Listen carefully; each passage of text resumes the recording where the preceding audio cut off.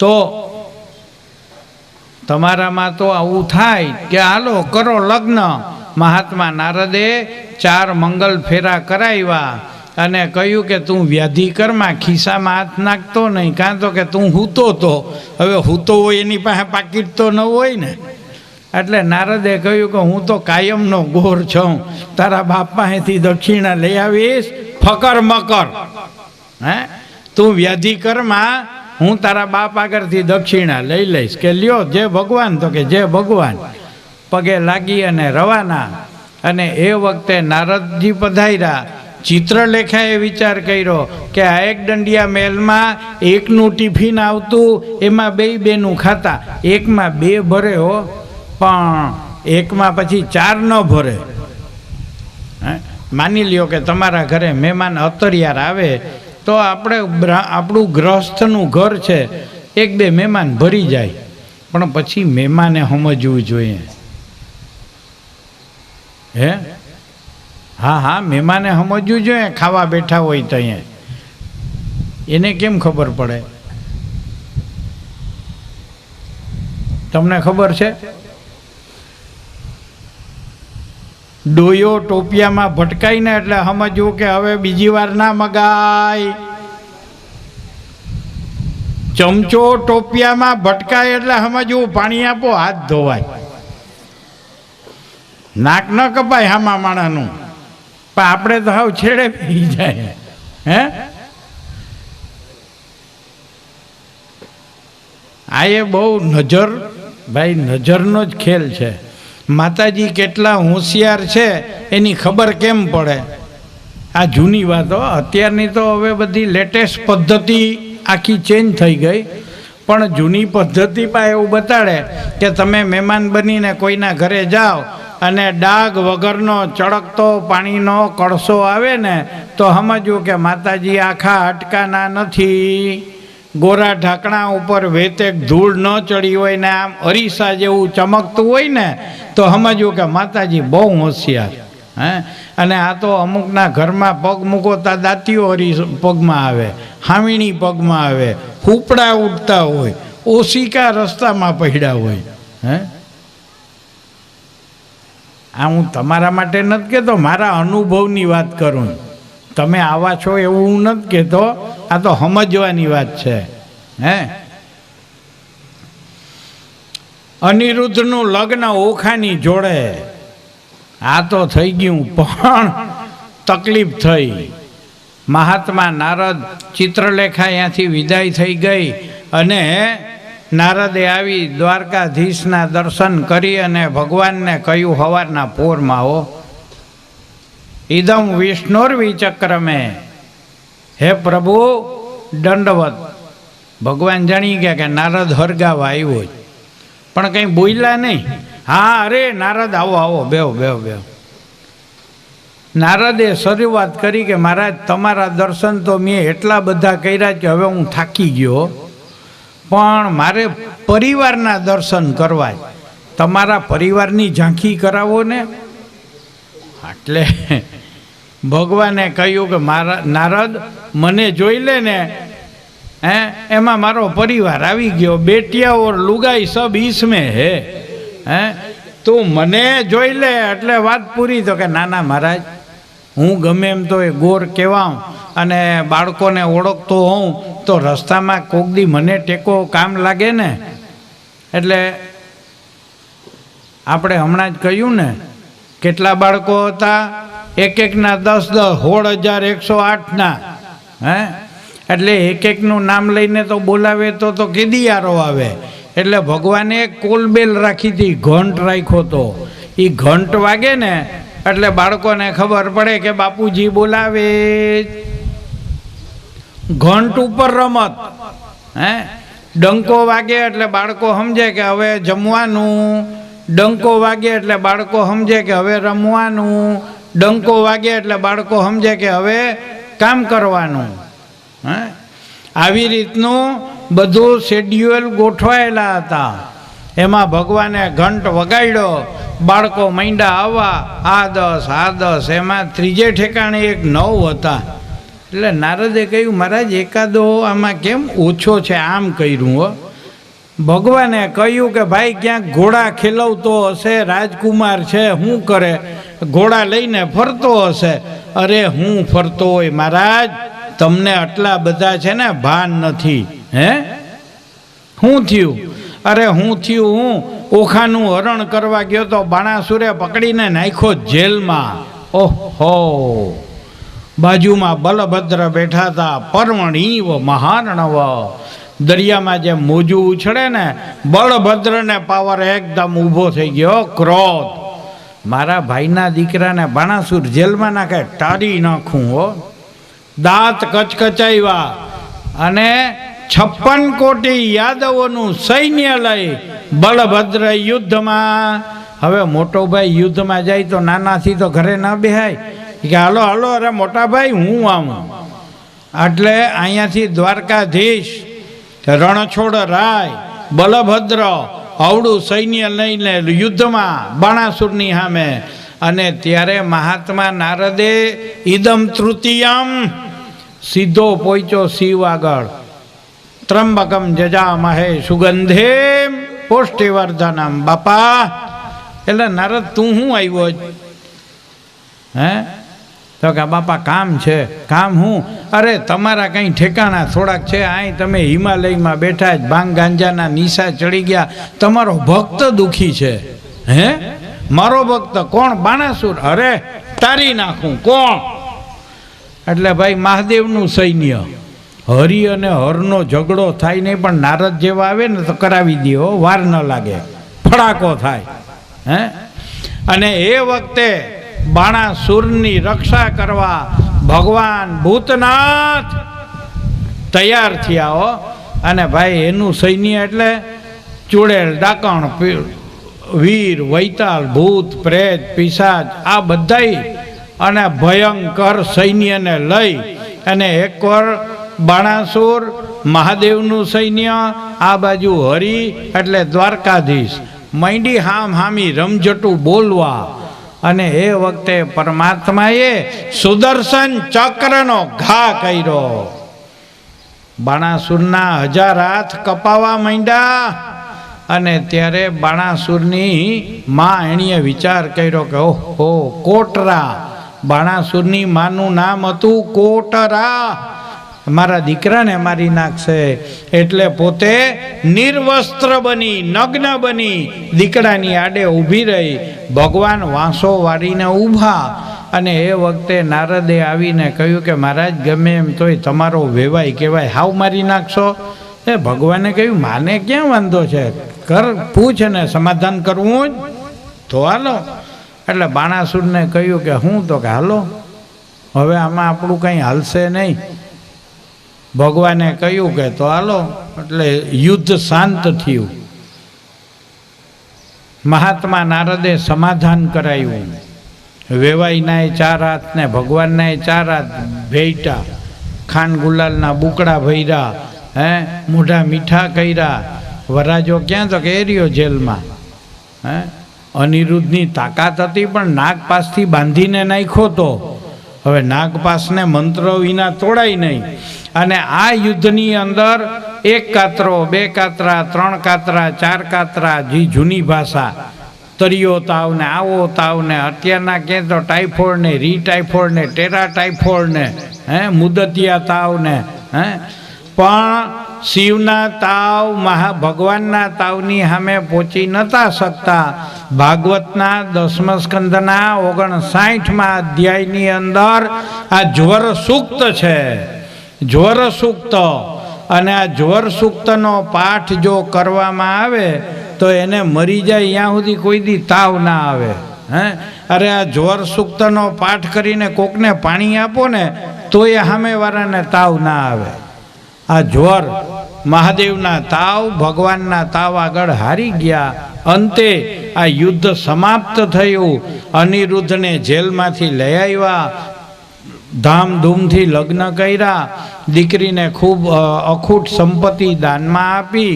અને જાન ગઈને પૈણું હિંચાણું ને ત્યારે બાણાસુર એક સૂક્ત બોલ્યો, એક વાત બોલ્યો. હું બોલ્યો ખબર? પુત્રી ન પડજો પેટ પનોતા આયલા હા રે હે બાણાસુરે કહ્યું કે જો આ એક પેટ ન પડી હોત ને તો આ ત્રિલોક્યના નાથને પણ ભા ન કરાવી દઉં હે તો હું બાણાસુર નહીં. પણ બાણાસુરે કહ્યું કે પુત્રી ન પડજો પેટ પનોતા આયલા હારે. દીકરી હોય ને ખરેખર હોવી જ જોઈએ હો. દીકરી વિનાની જિંદગી નકામી. હે દીકરી છે ને એ હારા માઠાનો અનુભવ કરાવે. લાગણી હું એનો સાચો અનુભવ ત્યાં થાય. હે એટલે બાણાસુરે કહ્યું કે જો આ એક દીકરી ન હોત ને તો આ દ્વારકાધીશને પણ ભા કરાવી દેત. પણ હવે કે આ દીકરી છે એટલે જ આપણામાં કહેવત છે ને કે મૂછે લીંબુને બદલે ઝાડવા ઉગાડી દેતો હોય ને પણ દીકરી આવે ને કે હા બાપા તું કેમ. હે ખરેખર બહુ સમજવા જેવી વાત છે ભાઈ. હે માણસ જો સમજે તો પોતાનું અભિમાન ઉતરે, આવડે ઉતારતા તો. બાકી નહીતર તો અમુક તો છે ને બાવરના ઠૂઠાય છેઠ સુધી એવા જ રહીએ. શુષ્ક કાષ્ઠાંચ મૂર્ખાંચ. અરે ભાઈ ન નમંતી કદાચન. ન નમે ઓ નમાવા જાવ તો તૂટી જાય, નમે નહીં. હે બહુ અઘરું છે. અહીંયા એવું બતાડે કે ઓખાના લગ્ન. હે આ ઓખા હરણ ચૈત્ર મહિનામાં વાંચવું જોઈએ. ચોપડીઓ ગુજરાતીમાં આવે જ મળે જ, વાંચજો, અનુભવ કરજો. હે તાવ નહીં આવે એની ગેરંટી હું લખી દઉં, પણ મીઠું ન ખાજો. પાછા આપણામાં તકલીફ ને મને પૂછો આવે મારા સિંધા લૂણ હાલે લે એ ગોર ફરાળી મીઠું હાલે. હવે મીઠું એ ફરાળી તો મેં પેલી વાર સાંભળ્યું. ભાઈ મીઠું ન ખાય એટલે ન ખાય. પછી મીઠાનો ભાઈ ને મીઠાની માસી ને મીઠાનો કાકો નહીં કંઈ ના હાલે. હે એમાંય વળી ડાક્ટરો હવે બહુ વિજ્ઞાન આગળ વધી ગયું ને. લોના સોલ્ટ ક્યાં તો કે મારેલું મીઠું. હવે મીઠું કોઈ દી મરે નહીં, આપણે મરવાના. પણ મરેલું મીઠું હું ખાઉં. મેં 5 વર્ષ એ ખાઈને ટકો કરાવી લીધો. કંઈ ન થાય, એ જે થવાનું હોય એ જ થાય, બાકી કંઈ થતું નથી. ઠીક છે. અનિરુદ્ધના લગ્ન, ઓખા હરણની કથા.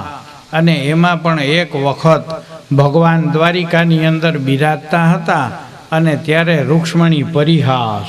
હે રૂક્ષ્મણીનો પરિહાસ કરવાની ભગવાનને ઈચ્છા થઈ. હે પરિહાસ મતલબ ભગવાનને થયું કે રૂક્ષ્મણીને ઊથમાં વેણ બોલતા આવડે જ કે નહીં.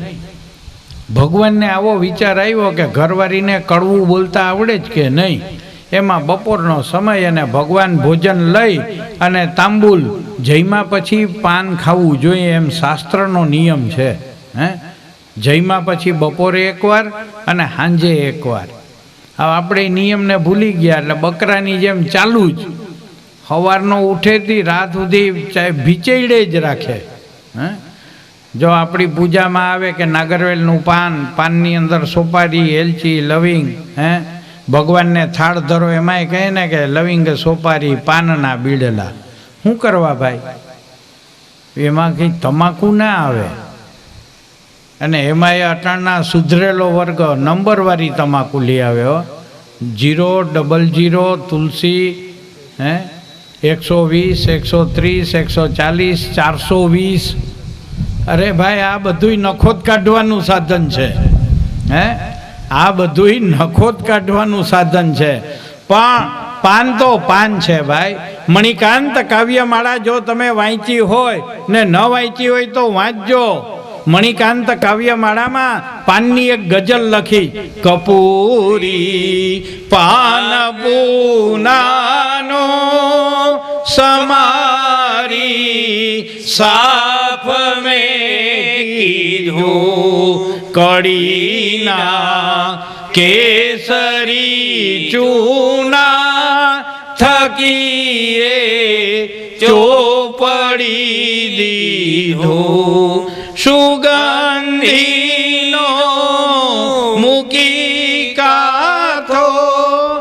લવિંગથી એ બીડી દીધું પતિ પ્યારા સ્વીકારો ને પ્રિયાની પાનની બીડી પતિ પ્યારા સ્વીકારો ને પ્રિયાની પાનની બીડી. આનો અર્થ હું મણિકાંત કાવ્યમાળા નામના ગ્રંથમાં પાનના ગુણ બતાડ્યા. હે સ્વામીદેવ બપોરના ભોજન કરીને ઉઠે એટલે હિંડોરા ખાટ ઉપર ઝૂલતા હોય અને ત્યારે પત્નીએ પાન બનાવાય. કેવું? કપૂરી પાન પૂનાનું. પૂનાનું હો. આ ચોરવાડના ખડકપૂરી આવે તો મોઢા આવી જાય, ઈ ના લે. પણ અસલ પૂનાનું કપૂરી પાન વાર્તા તૂટી જાય એવું હો, કડક ફર્સ્ટ ક્લાસ પાકેલું. અને એમાં પણ એ પાનને પાન ચોપડાય કેમ? જમણા હાથની બીજી આંગળીથી ચૂનો પાનમાં લગાડાય, એમાં પેલા એના રેસા કઢાય, દાંડલો કઢાય, નહીતર પાનમાં હરફ બેઠો હોય એ ખાધા ભેરું ઉપાડી લે ઉપર, એટલે ઉપરના દાંડલો કઢાય, અંદરના રેસા કઢાય, પછી આ જમણા હાથની બીજી આંગળીથી પાન ચોપડાય અને એ ચૂનો કયો કડીના કેસરી ચૂના થકીએ ચોપડી દીધું. મોઢા ફાટી જાય એવો ચૂનો ન હોય, માખણ નાખેલો ચૂનો. હે અને એ પાન તમે ચોપડો, પછી સુગંધીનો મૂકી કાથો, એમાં સુગંધી કાથો છટાય અને શેકેલું સોપારી એનો ભૂકો કરી અને એ પાનમાં, અને એની અંદર એલચી, એમાં લવિંગ, પાનનું બીડું વારી ઉપર લવિંગ ભરાવી અને હાથમાં પાન લઈ અને હે પતિદેવ, આ હું આપને પાન આરોગાવું છું, આ પાન આરોગો. આમ કહીને પતિને પાન દેવાય. ફ્રીજમાં મારી ફાંકી પડી લઈ લેતો. હા, અટાણા તો બાર બંધાવીને આવે, બહાર ફાંકી બંધાઈ આવે, ફ્રીજમાં મૂકી દે. પાછો રાતના હુવાટાણે બકરાની જેમ ગલોફો હોય, આમ ઓલા બળદને રહોડી નીકળી હોય ને એમ. અરે મરી જાય કારણ વગરનો ભગવાને જીવાદ મોકલો જ, પણ હું કરવા મરજ? હાથે કરીને મરવું જ. હે અમારા એક સંબંધી છે, લ્યો ગમે ત્યાં એના મોઢામાં જો એટલે ગલોફો હોય જ. દી ને રાત કોઈ પણ વસ્તુ યાદ રાખજો, મારી નથી નાખતી કોઈ પણ. બધા એમ કે વ્યસન ના, કોઈને ના મારે હો. હે પણ મર્યાદા હોય ને તો વાંધો નહીં. પાછું વ્યસનની સામે એનું મારણ હોવું જોઈએ. નિયમની બહાર જાઓ તો મરવાના. તમાકુ ખાઈએ તો કેન્સર થાય એમ સમાજ કહે જ, મને ખબર નથી. પણ કહેવાનો ભાવ શું છે કે લિમિટ અને મર્યાદા. લિમિટની બહાર મંડાઈ જાઓ તો એ જ થવાનું છે. તો તમાકુથી જ માણસ મરી જાય એવું નથી. ઘી ખાવ તો ઓહો ઘી બહુ સારું હોય, એમાં એ દેશી ઘી મંડો પીવા, કિલો એક પી જાવ, હાલો શું થાય? દવાખાને દાખલ કરવા પડે. ના અરે દૂધ તો બહુ સારું, 5 પી જા. હે અરે ભાઈ, અન્ન મારે ને અન્ન જીવાડે. અન્ન મારે અન્ન જીવાડે. હવે 4 રોટલીની જગ્યા હોય અહીંયા 34 રોટલી ખાઈ જાય, પછી ઈ થાય ને. અરે ભાઈ, નિયમ છે કે તમે ખાઓ, 4 ખૂણા પેક ન કરાય, 1 ખૂણો ખાલી રખાય, પાણીનો ને હવાનો. 4 ખૂણા ભગવાને દીધા જ, 2 ખૂણામાં અન્ન નાખો, 1 પાણી ને 1 હવાનો બાકી રાખો. આપણે તો આ સુધી હોય તો મરવાનું જ છે, બીજું શું થાય? ટૂંકાણમાં કહું કે કોઈ પણ વસ્તુ નુકસાનકારક નથી. બપોરના ભગવાન ભોજન લઈ અને હિંડોરે ઝૂલતા હતા અને રૂક્ષ્મણીએ પાન બનાવ્યું અને આ પાન બનાવતા આવડવું જોઈએ એ માતાજીઓનો સિદ્ધાંત સમજવા માટે અવડી લાંબી પાનની કથા કરી. અને એમાં એ કપૂરી પાન, જો નાના બાળકો માંદા હોય, શરદી થઈ હોય તો પાનનો શેક કરતા. હવે તો માતાજી પરબારી દવાખાને જ દોડે હોય, એને આવડે નહીં ને. ન્યૂ લેટેસ્ટ પદ્ધતિમાં એવું કંઈ ના હોય, પણ ડાગરા હોય ને ડોહલા, એ કહે કે હવે હળિયું કાઢો માં, એક દીવો પેટાવી માથે ચાયણી ઊંધી નાખી નાગરવેલના પાનનો શેક કર છોકરાને, હમણાં શરદી ઉતરી જાય. ને ઉતરીએ જાય, પણ કરે તો થાય ને. દીવો જ કરતા ના આવડે તો એ પાનનો શેક શું કરશે? હા, ઘણી બાઈઓને દીવો કરતાય ના આવડે. હોરી પૂછવું આવે કે ફૂલવાટ કરું કે આડી વાટ? એના કરતાં તને જ વાટ મૂકી દઉં તો. હે, બહુ અઘરું છે ભાઈ. પરમાત્મા દ્વારિકાધીશ ભોજન લઈ અને હિંડોળા ઉપર બેઠા જ, અને એ વખતે રૂક્ષ્મણીએ પાન ધર્યું, ભગવાને પાન આરોગ્યું અને જરાક હૈસા એટલે રૂક્ષ્મણીએ પૂછ્યું કે નાથ, આપને કેમ હસવું આવ્યું? આને તો ઊંધું જ બોલવું હતું. એટલે એનીએ કહ્યું કે તારી મૂર્ખાઈ ઉપર. હે, મારી મૂર્ખાઈ? તો કે હા, તારામાં અકલ નથી. કેમ? તો કે જો તું ને હું હરખા નહીં. તું તો કે દમઘોષ, હે, ભીષ્મક રાજાની દીકરી, અને અમે ગોવાળિયા, ગામથી ભ્રષ્ટ, રાજથી ભ્રષ્ટ, અને બધાયથી ડરીને દ્વારકામાં અહીંયા પાણીની વચમાં રહીએ. ગોવાળિયા છીએ, રાજપાટ વિનાના છીએ.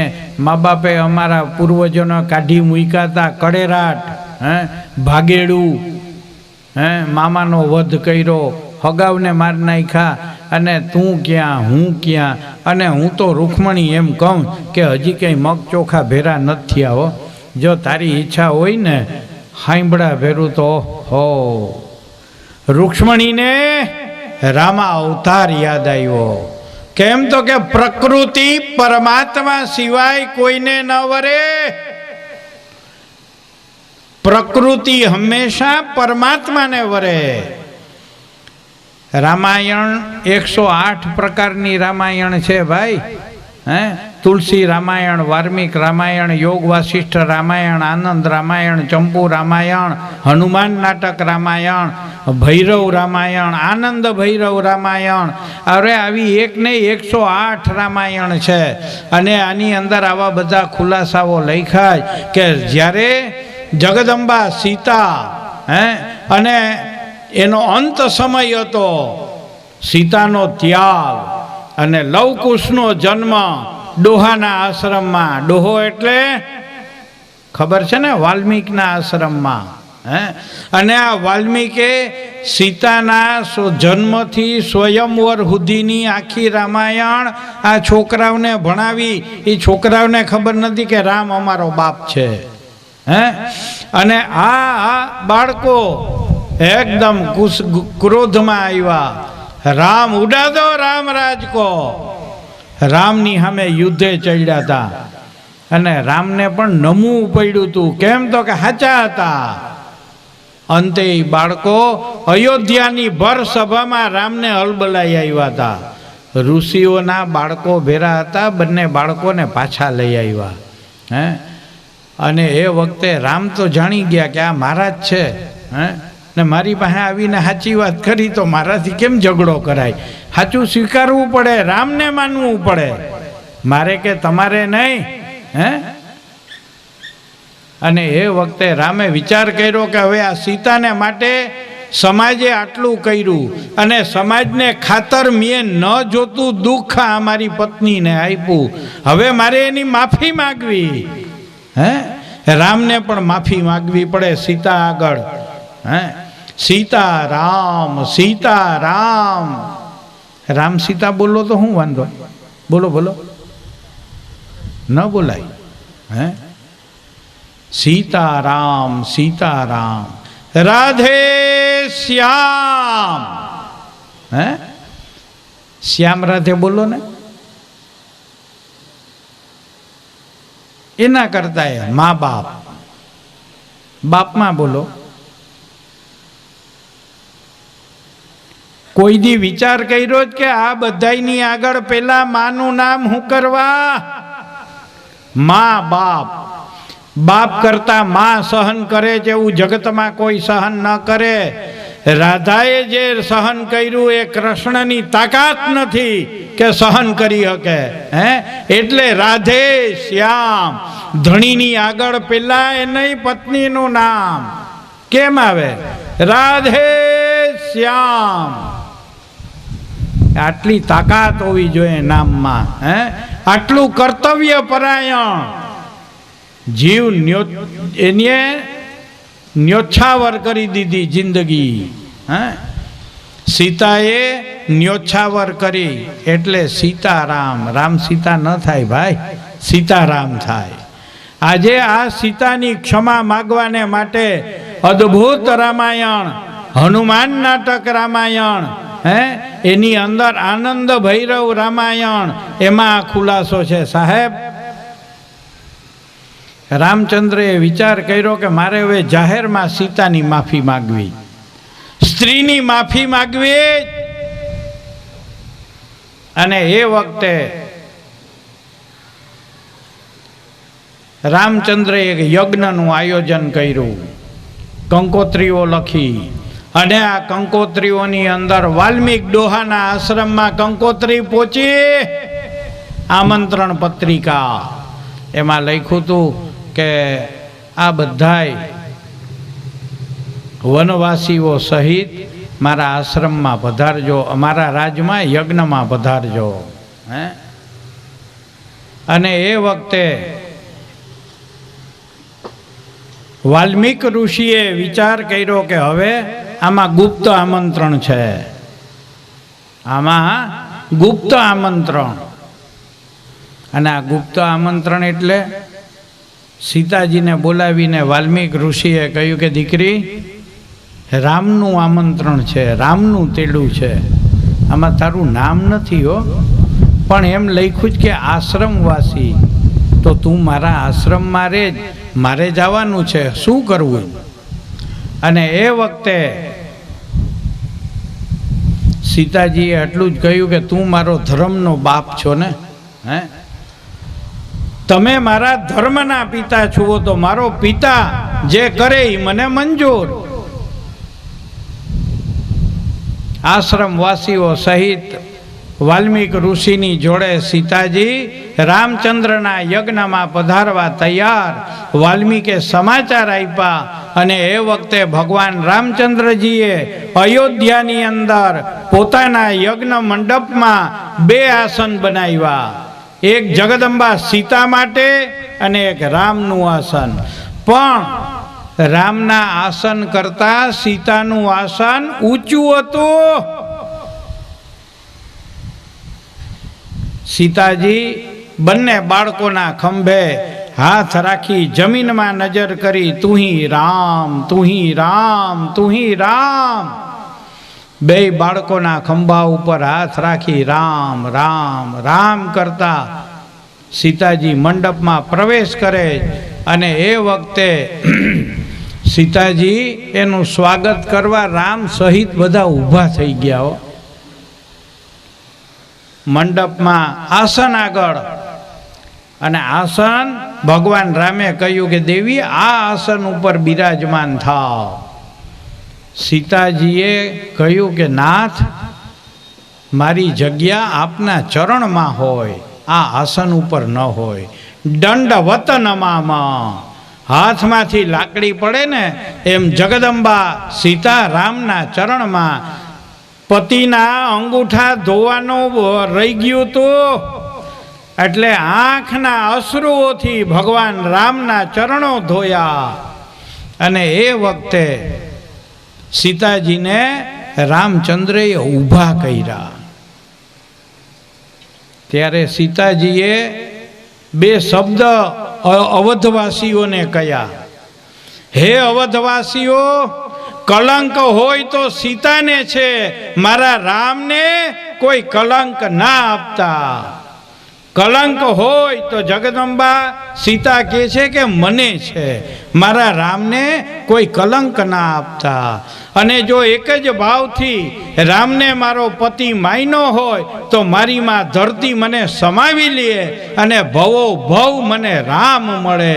આટલી વારમાં ધરતીના બે વિભાગ, સાક્ષાત સોનાનું સિંહાસન ધરતીમાંથી પ્રગટ થયું, ધરતીની દીકરી.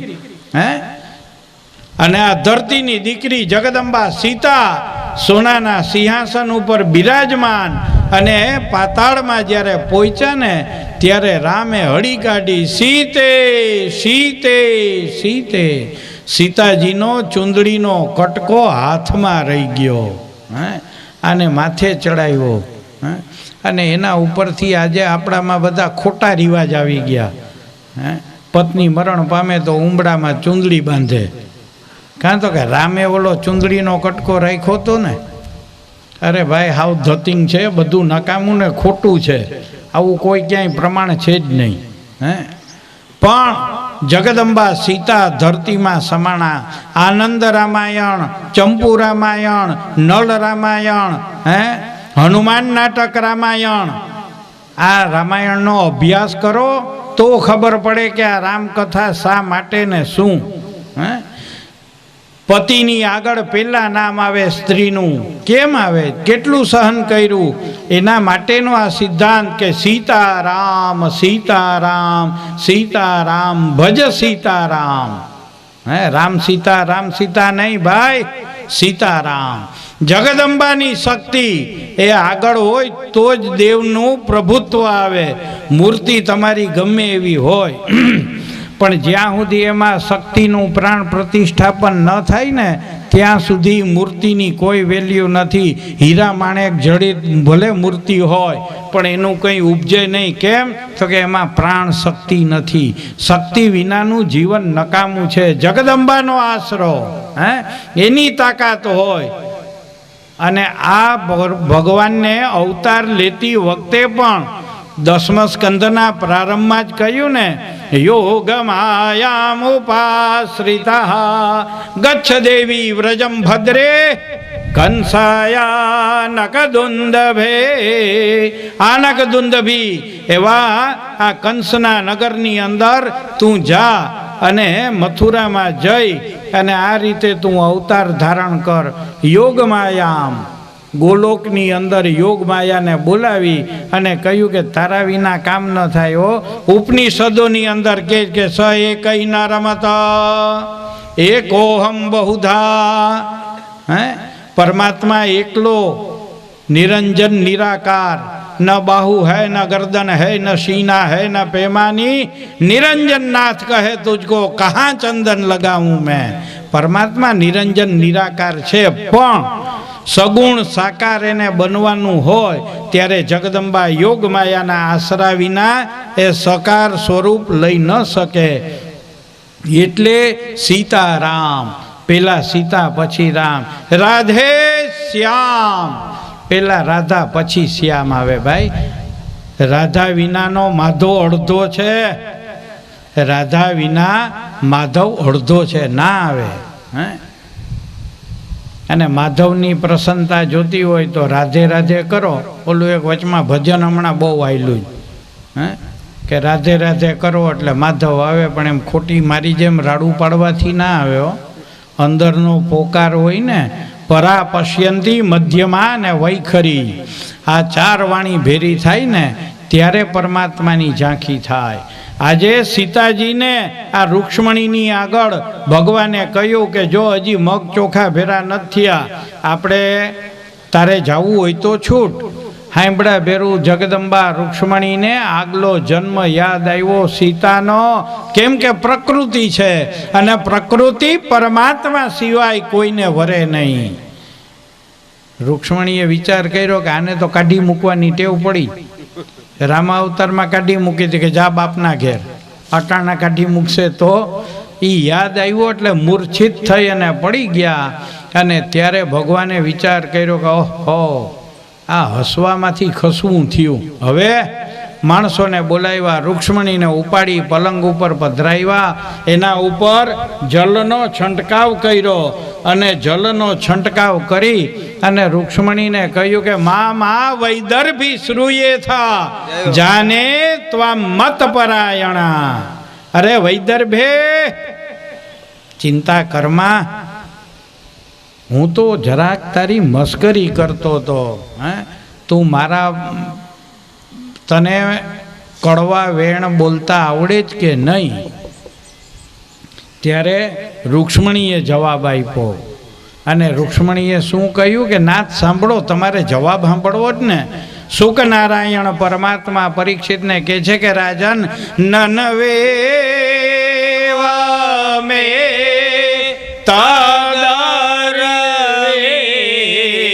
દાવીલો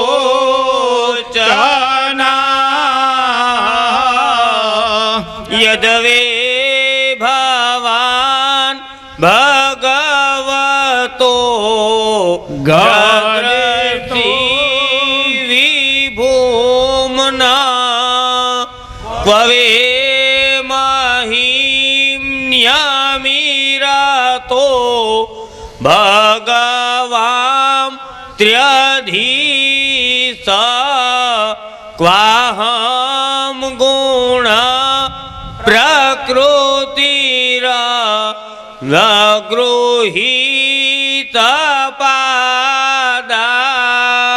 અગૃહીત પાદા પ્રકૃતિ ગુણાહા. રૂક્ષ્મણીએ કહ્યું કે હે નાથ, ક્વાહમ, હું ક્યાં, તમે ક્યાં? વાત બરોબર છે.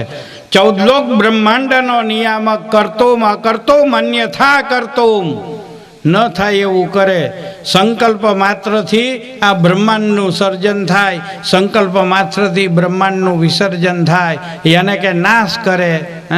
આ પૂર્ણ પુરુષોત્તમ પરબ્રહ્મ પરમાત્મા આપ ક્યાં અને એક આ પ્રકૃતિ માયાની અંદર બુડેલો જીવ ક્યાં? તમે ને હું હરખા નથી. વાત બરોબર છે. એકે ઊંધું કહ્યું પણ ઊંધાનો હવરો જવાબ આણીએ આપ્યો. કોઈ માણસ ઊંધું બોલે ને પણ એનો સાચો ને હવરો જવાબ દેતા આવડવો જોઈએ.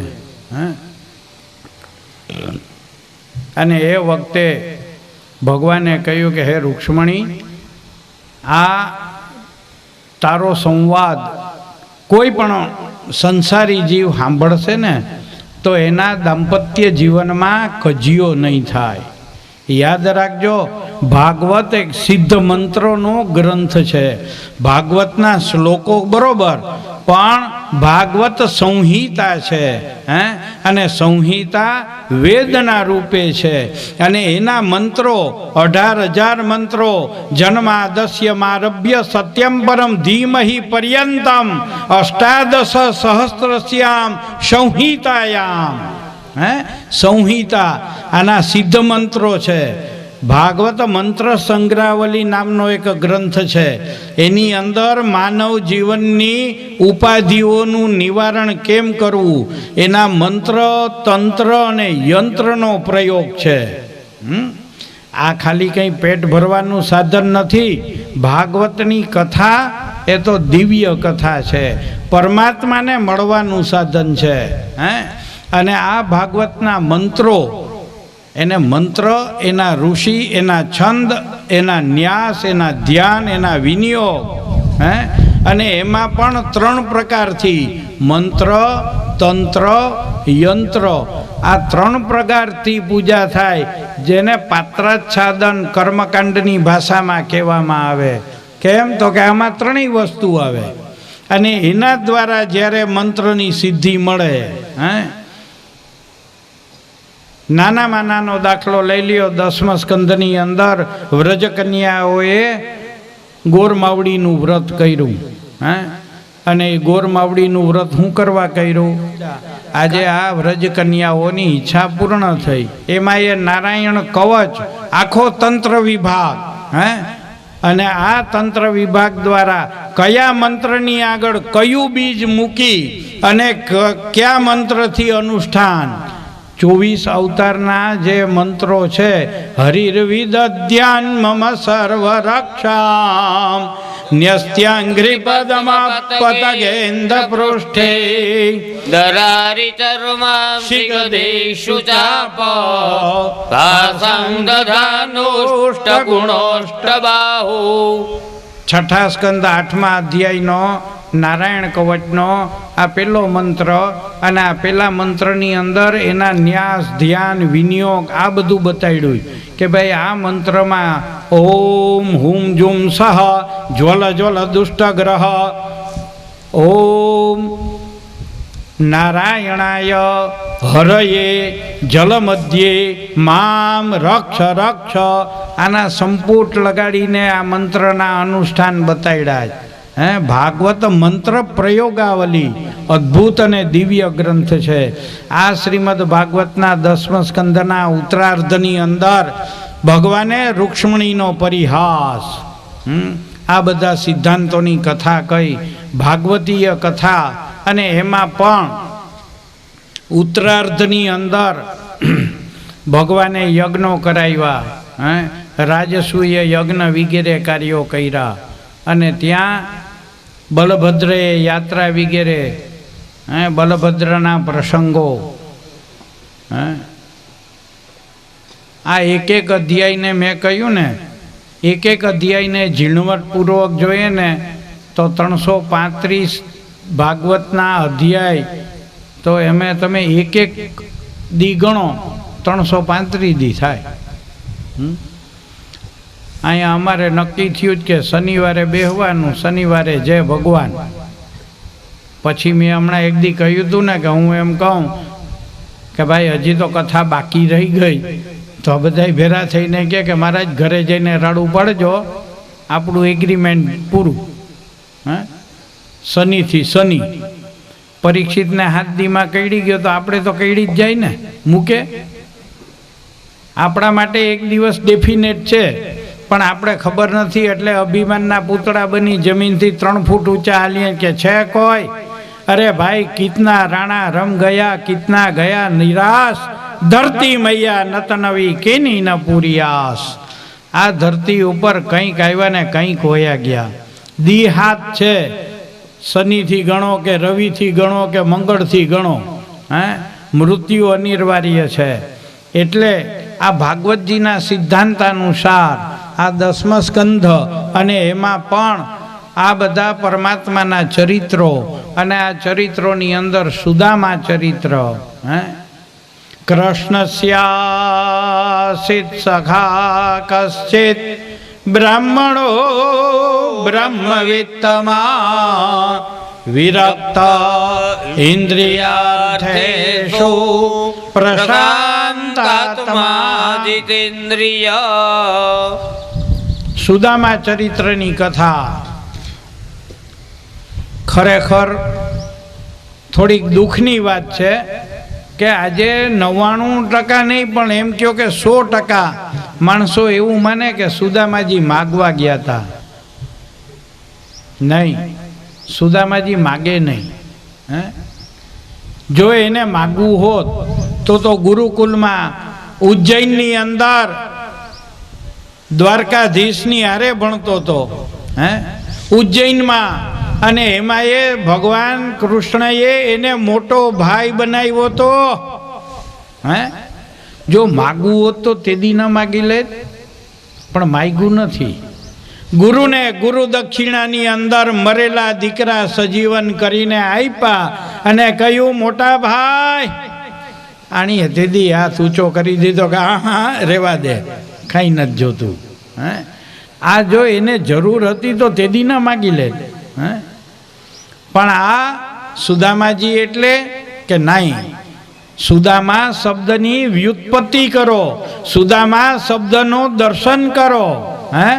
જેની પાસે સંતોષનું ધન છે ને એનું નામ સુદામા કહેવાય.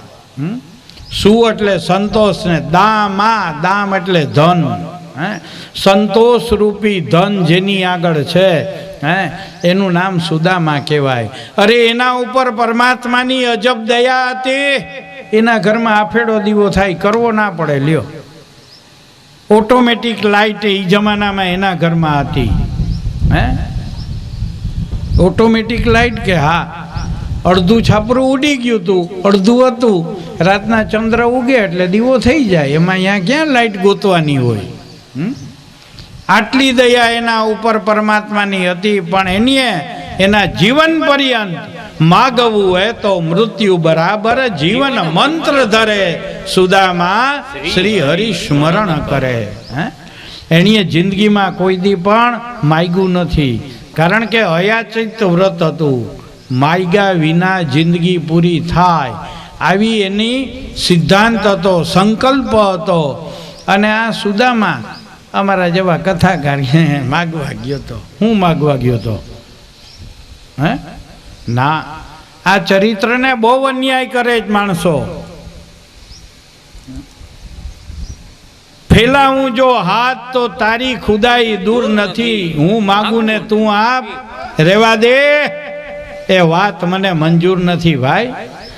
દ્વારકાધીશ જેવા દ્વારકાધીશને 85 વર્ષ સુધી ડોહાએ જવાબ ન દીધો, જવા દે તું દ્વારકાનો ધણીયો તો મારે હું એમાં? હે, અકિંચન અકિંચનમ હિ ધનમ શિલોંછનમ. હે, અકિંચનમ. આ સુદામાજી. હે, અને એ સુદામાજી આપણે એમ કહીએ કે માગવા ગયા, ખરેખર દુઃખ થાય. તો આમાં તો એમ લખે કે 4 મુઠ્ઠી પવાની લઈ ગયો ને અરે તમારામાં બુદ્ધિનો વિચાર, બુદ્ધિથી વિચાર કરો. હે, ક્યાંય પણ કોઈના ઘરે પણ લૌકિક વ્યવહારમાં એવું લખે કે કોઈના ઘરે મહેમાન બનીને જાય ને તો ખાલી હાથે ન જવાય. રિક્ત પાણી ન પશ્યેત. કોઈના ઘરે મોટા બાપ, મોટી માં, કાકો, કાકી, ફઈ, ફૂવો બનીને જાય તો છોકરાઓ દોડતા આવે, એ કાકા આવ્યા, એ મામા આવ્યા. ચોકલેટ બિસ્કિટ લઈ જાઓ ને. હે, બિસ્કિટ લઈ જાઓ, ચોકલેટ લઈ જાઓ, ખાજલી લઈ જાઓ. કાં? તો કે હાલો આપણે છોકરાઓ માગશે ને. પછી જેવી જેની ત્રેવડ લઈને જાય જ ને. લૌકિક વ્યવહારમાં પણ કડેરાટ નથી જવાતું. એમને એમ જાય તો એમ થાય કે આ મામા, તો કે મામા ધોયેલ મૂરા જેવા આવ્યા. ના હાલે. શાસ્ત્રમાં લખે જ કે ગુરુ પાસે જાઓ, ખાલી હાથે ન જવાય. પછી મંદિરમાં જાઓ, ખાલી હાથે ન જવાય. કોઈને ઘરે વ્યવહારમાં વડીલ બનીને જાઓ, ખાલી હાથે ન જવાય. હે, સુદામાના પત્નીએ કહ્યું કે તમે એમ કહો છો કે દ્વારકાધીશ તમારા મિત્ર છે, તો એકવાર એનું દર્શન કરી આવો ને. એટલે સુદામાના પત્નીએ પણ માગવા જાય એમ નથી કહ્યું હો. હા, સુદામાના પત્નીએ કહ્યું કે મને ખબર છે તમારું વ્રત અયાચક છે. હે, તમારું અયાચિત વ્રત છે. વગર માગે અમૃત પીધાન મસિત સ્વાહા. વગર માગે મળે એમાં ગુજરાન હલાવવું. મળે તો વાવા, ન મળે તો પાણી પીને જિંદગી પૂરી કરવાની. હે, તો મારે કેમ માગવા જવું? એટલે કે માગવા નથી ગયા, પણ સુદામાના પત્નીએ કહ્યું કે દ્વારકાધીશ તમારા મિત્ર છે, એકવાર દર્શન કરવા જાવ ને.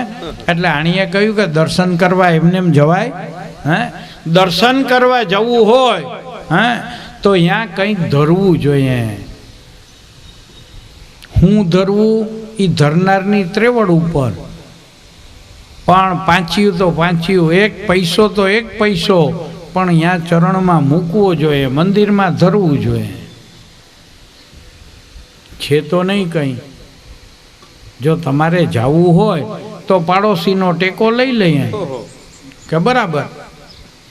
સુદામાના પત્ની પાડોશી આગળ આવ્યા અને કહ્યું કે હે સજ્જનો, હે પાડોશીઓ, મારા સ્વામી દ્વારિકાધીશના દર્શન કરવા જાય, આ સતકાર્યની અંદર સહભાગી બનો. સુદામાના પત્નીએ એમ ન માગ્યું કે મને એક મુઠ્ઠી પવા દેતો, દૂધે ધોઈને પાછા આપશું હો. હા, પણ આ એક સતકાર્ય છે અને આ સતકાર્યમાં તમે સહભાગી બનો. સુદામાજી કૃષ્ણ સ્યાસિત સખા કશ્ચિત બ્રાહ્મણો બ્રહ્મવિત્તમ, એની પાસે ધન હતું. કયું? બ્રહ્મ જ્ઞાનનું ધન. વિરક્ત ઇન્દ્રિયાર્થેષુ, હે 5 જ્ઞાનેન્દ્રિયો 5 કર્મેન્દ્રિયો ને 11માં મનથી પોતે વિરક્ત હતો. આ જ્ઞાનેન્દ્રિય કર્મેન્દ્રિય એના અંડર કંટ્રોલ હતી. હે અને આ સુદામાજી એ 4 મુઠ્ઠી પવાની લઈ આવ્યા અને સારો રૂમાલ નહોતો ઘરમાં બાંધવાને માટે, એટલે હાથ ચીથરા ભેરા કરી પોટલી વારીને આપી કે લઈ જાઓ. સુદામાજી હાલે છે. એ વખતે અમારી જ્ઞાતિના, અમારી કનોજિયા જ્ઞાતિના એક કવિ થઈ ગયા. ખરેખર ખૂબ જ વિદ્વાન અને હૃદયના એટલા નિર્મળ વ્યક્તિ હતા. અને એનો મારે તો બહુ નજીકનો સંબંધ હતો, એટલે એને પૂરેપૂરા હું ઓળખું. રતિલાલ કૃષ્ણાલાલ દવે.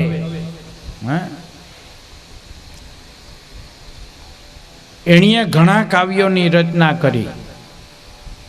એમાં એ સુદામા ચરિત્રની અદ્ભુત રચના, અને આ પુસ્તક એની રચનાનું દિલ્હીની સ્ટેટ લાઇબ્રેરીમાં અત્યારના રિઝર્વોમાં પડેલું છે. એણીએ આ સુદામા ચરિત્રની રચનામાં એમ લખ્યું કે ધન્ય ધન્ય સૌરાષ્ટ્ર ભૂમિને, અરે ધન્ય સંતની માતૃભૂમિને, જેમાં વસતો વિપ્ર સુદામો શ્રી હરિસ્મરણ કરે. સુદામા શ્રી હરિસ્મરણ કરે. આ ભૂમિને ધન્યવાદ છે. કેમ કે આ ભૂમિની આટલી અદ્ભુત શક્તિ છે. વચ્ચે બીજી વાત કરું કે આ આપણું સુદામાપુર ગઈકાલે વિશ્વંભરદાસ બાપુ પધાર્યા. એણીએ પોતાના પ્રવચનમાં કહ્યું કે તમે પોરબંદર શા માટે કહો? આ પોરબંદર નથી, અરે આ સુદામાની ભૂમિ છે, આ સંતની ભૂમિ છે. અને યાત્રા કરવા વાળા આવે ને ક્યાં, તો કે સુદામાપુરી જવું. આ સુદામાપુરી સુદામાજીની અસીમ કૃપા છે. અને એમાં એ બ્રાહ્મણના દીકરા ઉપર 1000 ગણી કૃપા છે. સુદામાપુરનો એક પણ બ્રાહ્મણ એવો કંગાલ બતાડો. આ પછી મનથી મારી જેમ કોઈ ધરાડ કંગાલ થઈ જાય તો વાત જુદી છે, પણ સુદામાપુરનો એક બ્રાહ્મણ કંગાલ નથી. કેમ? દ્વારકાધીશને નમતું આવવું પડે ભાઈ. આની આગળ આ સત્તા છે.